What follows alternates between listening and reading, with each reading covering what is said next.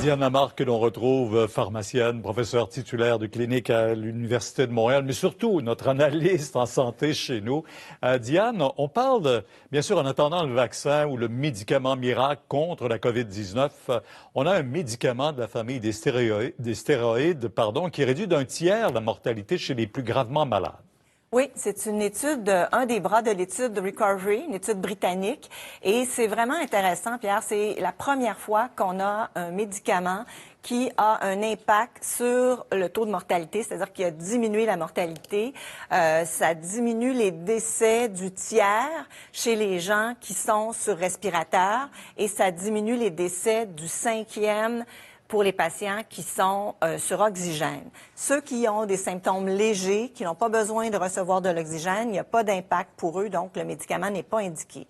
Mais c'est un médicament connu, la dexaméthasone, qui s'appelait avant Decadron. Maintenant, ce sont des génériques qui existent sur le marché. Un médicament peu coûteux, facilement disponible, qui peut être pris en comprimé ou en injection.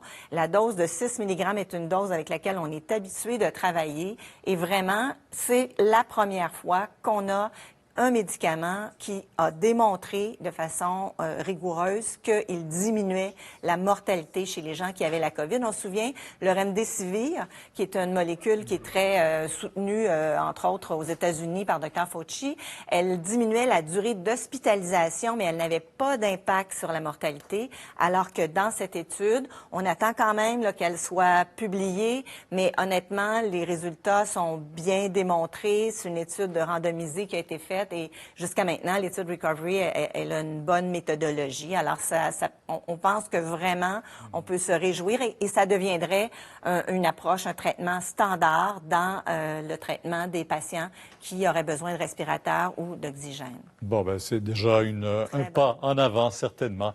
Maintenant, chez nous, bien sûr, d'une journée à l'autre, vous vous demandez d'où viennent toujours ces nouveaux cas que l'on diagnostique de la COVID-19. Mais là, on apprend que la presque totalité de la COVID annoncée au cours des derniers jours, ces cas-là ont été transmis dans la communauté et non plus dans les CHSLD. Absolument. J'ai fait une demande au ministère de la Santé et des Services sociaux pour obtenir plus de précision. Et on voit que dans les derniers jours, on peut regarder le tableau pour le 12 juin, par exemple, on a sur 158 nouveaux cas, on en a 13 qui viennent des CHSLD, 4 des résidences privées pour aînés, mais 141 qui viennent de la communauté générale.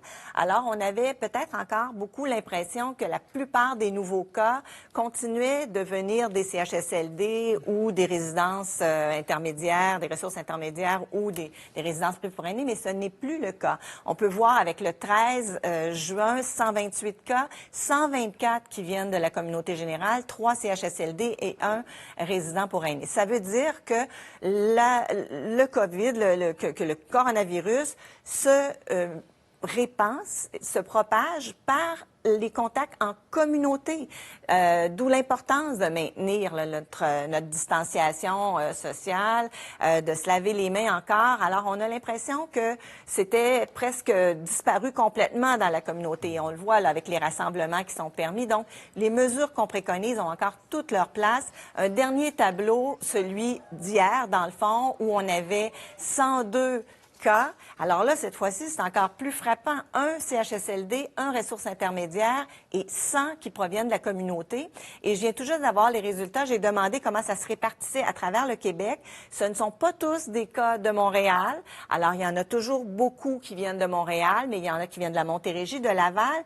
Mais je vous dirais, de presque toutes les régions du Québec, sur 3 ou 4 jours, on a 1, 2, 3, 4, 5, 6 cas qui viennent de ces différentes régions, d'où restons vigilants, continuons à faire ce qu'il faut correctement, portons un couvre-visage et on va réussir à vraiment éradiquer ce virus-là, mais on a encore du travail à faire. Oui. Et la révélation, c'est que les nouveaux cas, ils viennent de la communauté, ils viennent de nos contacts avec nos voisins, avec nos amis. Et pour ceux qui s'inquiètent de la reprise des écoles au mois de septembre prochain, il y a une étude qui sort à l'instant et je pense qu'on va vous remettre le document. Là, ça confirme que l'âge est un facteur important et que les moins de 20 ans ont 2 fois moins de risques de l'avoir que les plus de 20 ans.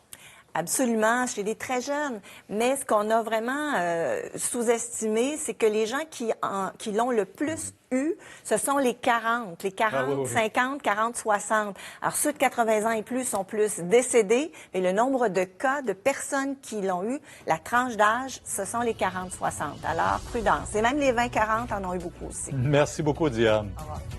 Et au retour, on vient